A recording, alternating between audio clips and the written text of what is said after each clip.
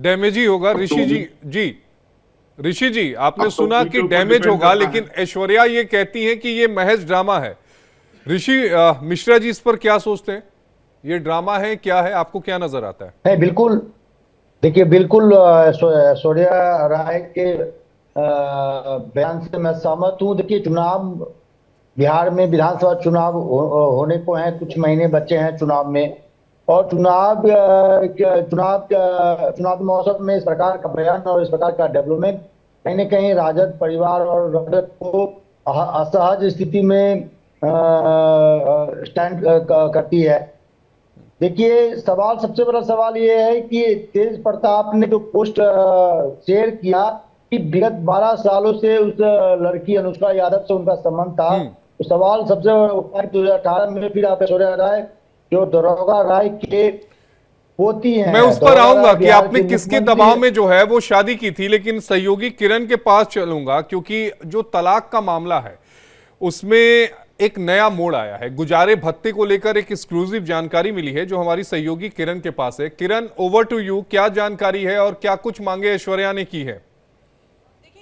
मामला है वो बहुत पुराना मामला है। 2018 में इन दोनों की शादी हुई थी और 2019 के बाद से, जैसे आशीष आप भी देखिए बता रहे हैं दर्शकों को, कि उसके बाद से ही जो है दोनों के बीच में अनबन देखने को मिली, मारपीट का आरोप लगा, तमाम चीजें रही। पहले ये पूरा मामला फैमिली कोर्ट पहुंचता है, उसके बाद आगे बढ़ते बढ़ते अब ये जो मामला है वो गुजारे भत्ते पर पहुंच गया, जिसमें 36 करोड़ रुपए की डिमांड जो है वो अब कर दी गई है। तो कोर्ट के सामने इसको लेकर के आया गया है। और आपको देखिए हम बता दें कि पहले तो मीटिंग का काफी दौर चला, यानी कि बातचीत का दौर काफी चला है। तेजस्वी और ऐश्वर्या दोनों मौजूद रहे, उनके परिवार वाले भी मौजूद है। तीन बार बातचीत हुई, लेकिन जब उस बातचीत में हल किसी तरह से नहीं निकला है, उसके बाद भी हमने अभी देखा कुछ दिन पहले भी एक जो है बातचीत का दौर एक होटल के अंदर में चला था, लेकिन वहां पर भी जब हल नहीं निकला तो अब ये मामला जो है पहुंच गया है गुजारे भत्ते को लेकर के। और 36 करोड़ रुपए की डिमांड जो है वो यहां पर तेज प्रताप और उनकी फैमिली से जो है वो कर दी गई है। ये बड़ी खबर जो है आशीष ये सामने आ रही है। इसी के साथ हम लगातार जिस तरह से बता रहे हैं कि एक मुश्त 36 करोड़ रुपए की मांग की गई है, यानी कि आप इसको इंस्टॉलमेंट या फिर कुछ कुछ करके किस्तों में भी नहीं दे सकते, एक मुश्त में आपको देना होगा।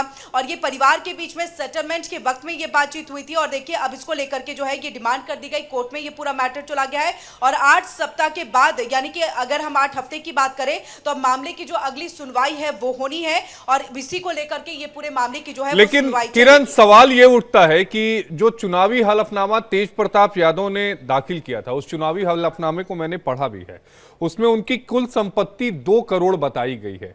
और उन्होंने कहा है कि वो एमएलए के वेतन, खेती से जो आय मिलती है और जो पारिवारिक संपत्ति है उस पर वो निर्भर होते हैं। तो फिर 36 करोड़ रुपए तेज प्रताप कहां से देंगे?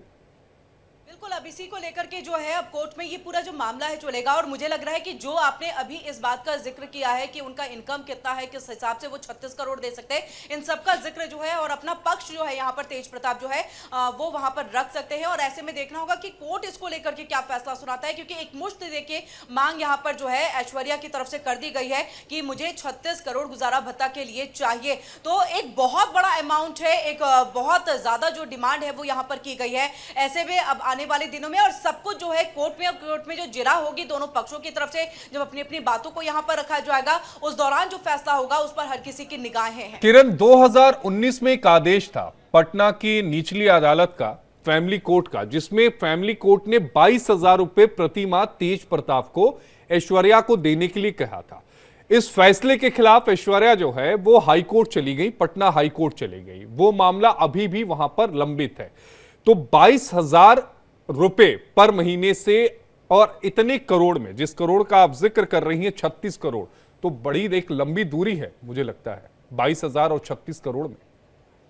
सही कहा है यहाँ पर कि 22,000 और 36 करोड़ बहुत लंबी दूरी है। और इसीलिए कहा भी जा रहा है कि देखिए बहुत बड़ी डिमांड यहाँ पर ऐश्वर्या की तरफ से की गई है। लेकिन एक सवाल ये भी है, क्योंकि ऐश्वर्या की तरफ से लगातार मांग जो है, देखिए फैमिली कोर्ट की तरफ से 22,000 जो है वो कह दिया गया था कि आप ऐश्वर्या को देंगे ताकि वो अपना गुजारा भत्ता जो है उसमें करती रहे, यानी कि गुजारा उसका चल सके। और ऐसे में ऐश्वर्या की तरफ से लगातार डिमांड जो है वो भी की जा रही थी कि राबड़ी आवास जैसा ही आवास जो है उसको मिले, और भी कई सारे डिमांड जो है वो ऐश्वर्या जब से लगातार इनके बीच में ये विवाद चल रहा है, तलाक की खबरें जो है वो सामने आई, इसी के बाद से लगातार उसकी तरफ से डिमांड का ये दौर चल रहा था।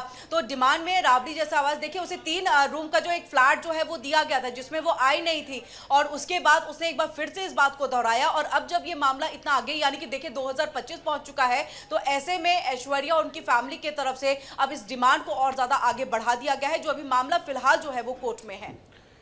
ठीक है किरण, मैं आपके पास आता हूं, ऋषि जी के पास में जाऊंगा। ऋषि जी, आप अपनी बात पूरी करिए। और मामला 36 करोड़ तक पहुंच गया है, जो जानकारी हमारी सहयोगी किरण दे रही थी कि 36 करोड़ रुपए यहां पर ऐश्वर्या की तरफ से मांगे गए हैं। बहरहाल इस मामले की सुनवाई कल जो है वो कोर्ट में होनी है, वो देखना दिलचस्प होगा, लेकिन पहले आप अपनी बात पूरी कर लीजिएगा। देखिए, सबसे बड़ा सवाल ये है कि यदि विगत 12 सालों से संबंध था उस लड़की के साथ, तो फिर ऐश्वर्या राय से शादी क्यों करवाई गई?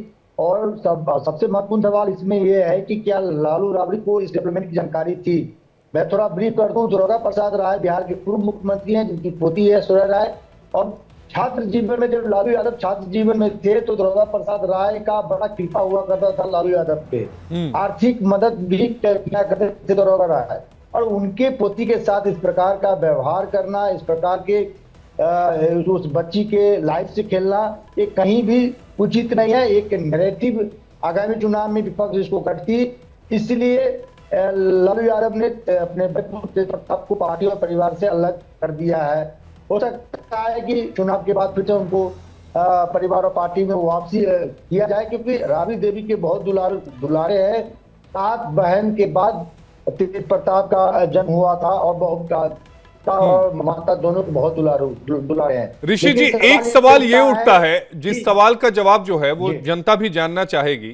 2019 में ऐश्वर्या का एक बयान जो है वो मुझे याद है, जिसमें ऐश्वर्या ने ये कहा था कि राबड़ी देवी ने मुझे बाल खींचकर मारा, राबड़ी आवास में गार्ड ने मुझे मारा, मेरा फोन छीन लिया, माँ बाप को जलील किया गया। उस समय इस मुद्दे को किसी ने हवा नहीं दी, किसी ने नहीं उठाया।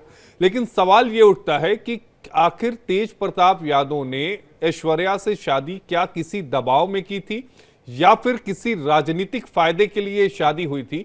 और क्योंकि अगर तेज प्रताप यादव ने यह क्लेम किया है कि वो 12 सालों से अनुष्का के साथ वो संपर्क में थे या रिलेशन में थे।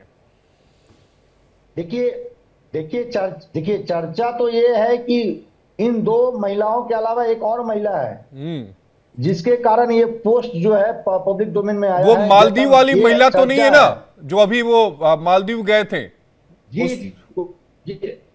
जी, जीताराम मांझी ने, जो केंद्रीय मंत्री जीताराम मांझी ने इसको लेकर चर्चा भी किया है, पोस्ट भी उन्होंने डाला है। और उस चर्चा ये है कि उसी लड़की के चक्कर में जो ये अनुष्का यादव है, जो फोटो है उसको उन्होंने पब्लिक किया है। क्या सच्चाई है, इसकी जांच होनी चाहिए।